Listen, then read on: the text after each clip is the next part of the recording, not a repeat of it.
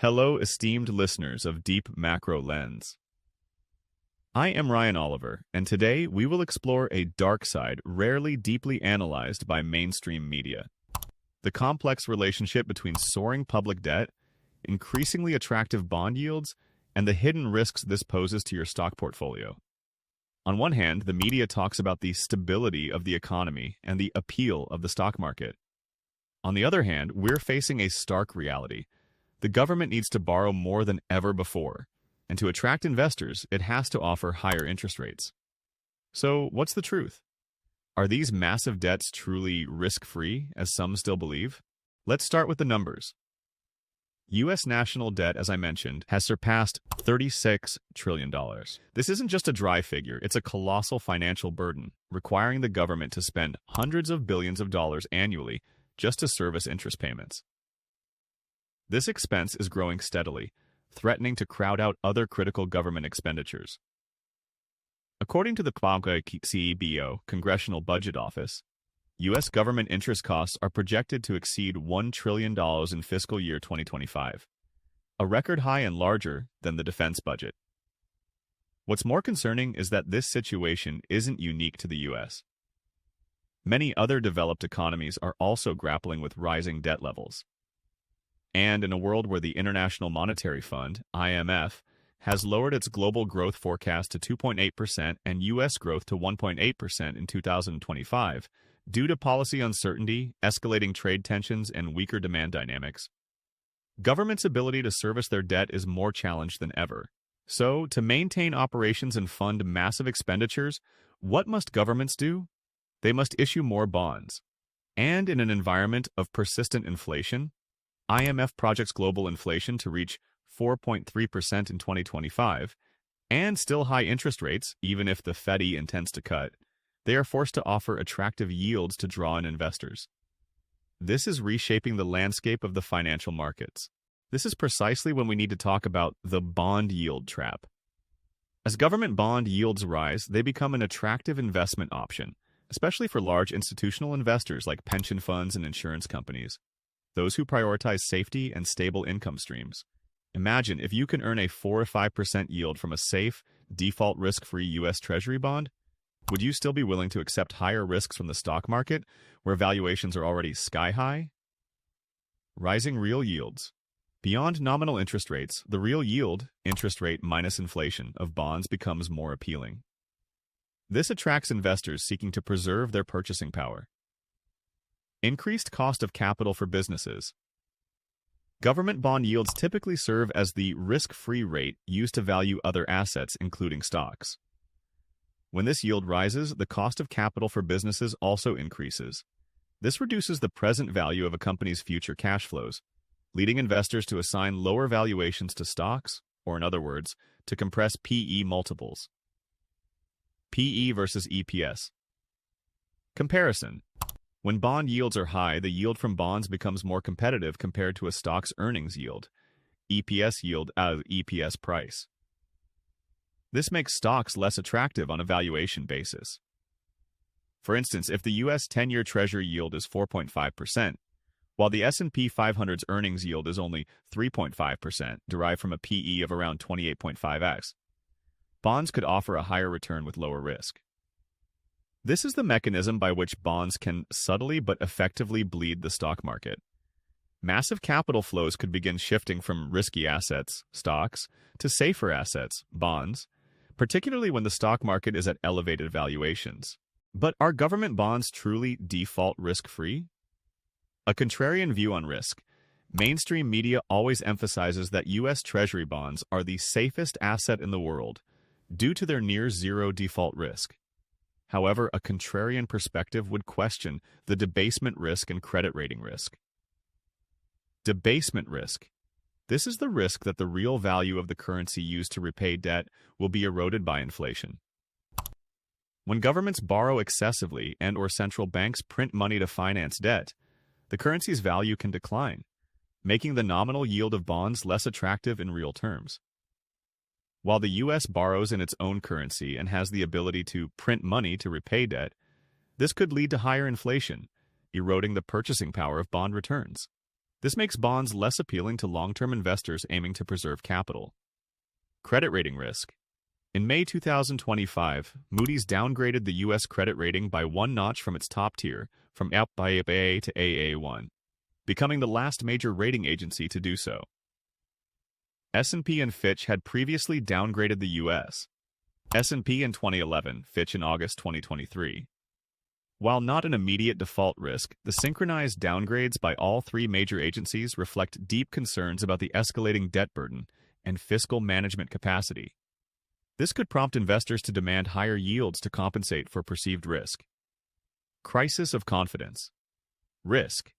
Analysts warn that if foreign investors and governments lose confidence in the U.S.'s fiscal management, this could lead to a buyer's strike in the Treasury market, significantly increasing the government's borrowing costs and further pushing up interest rates. An example is the Treasury market volatility in March 2020, where demand suddenly plummeted, forcing the Fed to intervene heavily. Weakening U.S. dollar, DXY decline, a hidden threat. Concurrently with public debt and interest rates, the weakening U.S. dollar is another crucial factor affecting the attractiveness of USD-denominated bonds. The DXY, U.S. dollar index, which measures the dollar's strength against a basket of major currencies, has declined approximately 7.5% to 8% from its cyclical peak in early 2025.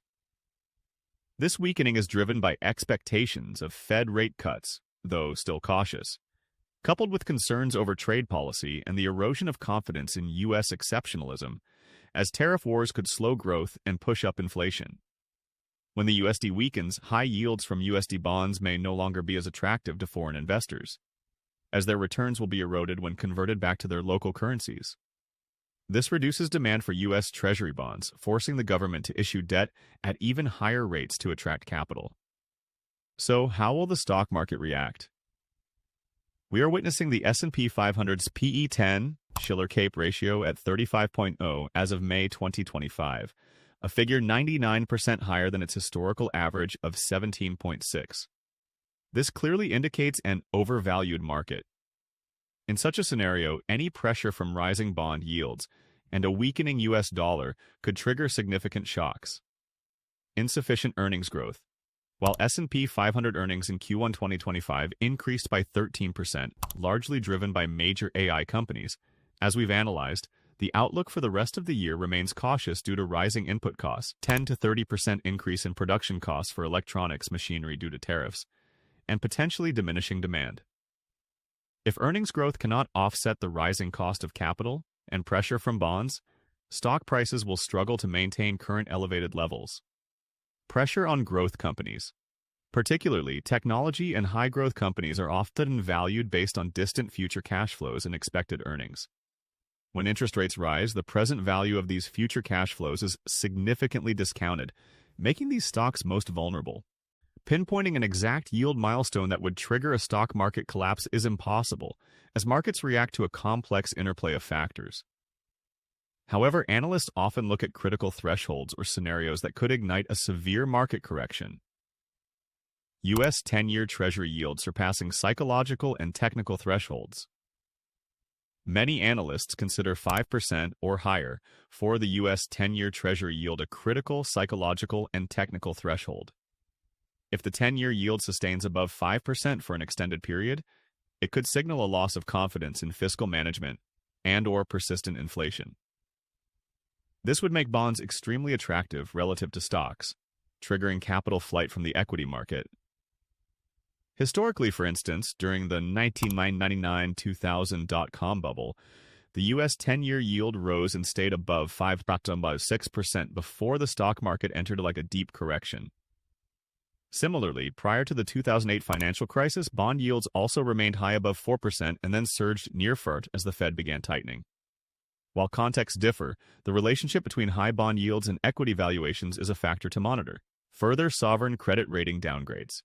If the U.S. continues to face credit rating downgrades from major agencies, from AA1 to lower, this would send a strong signal to global markets about fiscal risks, increasing the government's borrowing costs and potentially leading to capital flight from USD-denominated assets. A significant and sustained drop in demand from foreign investors, especially central banks and large investment funds for U.S. Treasury bonds, would force the U.S. government to pay substantially higher interest rates to finance its debt, directly pressuring yields and the valuation of other assets. If inflation continues to remain high, e.g. above 3 to 4%, despite Fed efforts, this would erode the real value of bond yields and compel the Fed to maintain a tighter monetary policy or even raise rates, putting dual pressure on both bond markets due to debasement risk and equity markets due to rising cost of capital. In summary, the stock market is in a sensitive position, and pressure from bonds could be the trigger for a deep correction.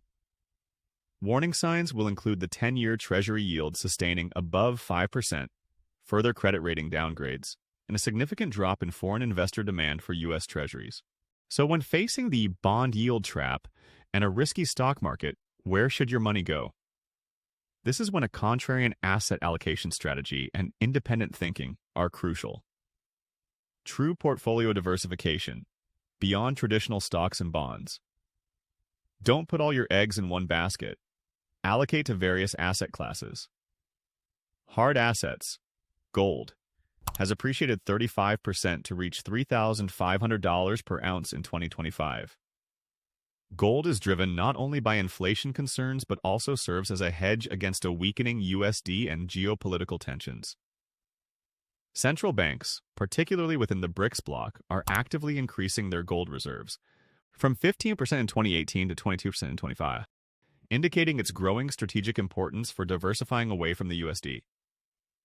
Select real estate, essential commodities, assets with intrinsic value that are less affected by short-term financial market volatility. Alternative digital assets.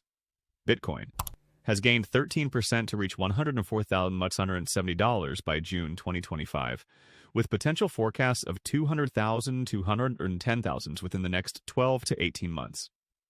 Institutional adoption through spot Bitcoin ETFs, AUM exceeding $65 billion by April 2025, suggests Bitcoin is increasingly viewed as a valuable asset and a hedge against the debasement of traditional currencies. It operates more independently from traditional financial assets. Value stocks and dividend-paying stocks. In an environment of high interest rates and slowing growth, companies with reasonable valuations, strong balance sheets, stable cash flows, and consistent dividend payouts will be more attractive than high-growth but overvalued and debt-dependent companies. Short-duration or floating-rate bonds. If you still wish to invest in bonds, prioritize those with shorter maturities or floating interest rates to mitigate price volatility risk when interest rates change. Closely monitor. Fed policy. Don't just look at rate cut announcements. Pay attention to subtle adjustments like the slowdown in QT and changes in SLR regulations. These moves affect the overall liquidity of the system, which ultimately impacts governments' ability to issue more debt and the yields they must pay. So, esteemed listeners, with the pressure from mounting public debt and the allure of bond yields, is the stock market facing a more severe correction than what mainstream media suggests? As smart money might be seeking new safe havens and opportunities beyond sky-high growth stocks, how will you adjust your investment portfolio to navigate this bond yield trap? Are you willing to go against the crowd and seek value in assets that others might overlook? Please leave your comments on our podcast platforms or YouTube channel. We eagerly await your independent perspectives and will delve deeper into these topics in future segments. Thank you for listening to Deep Macro Lens. If you found this content useful and wish to continue receiving in-depth, unbiased analysis of the global economy and finance, don't forget to subscribe and share our channel. See you next time.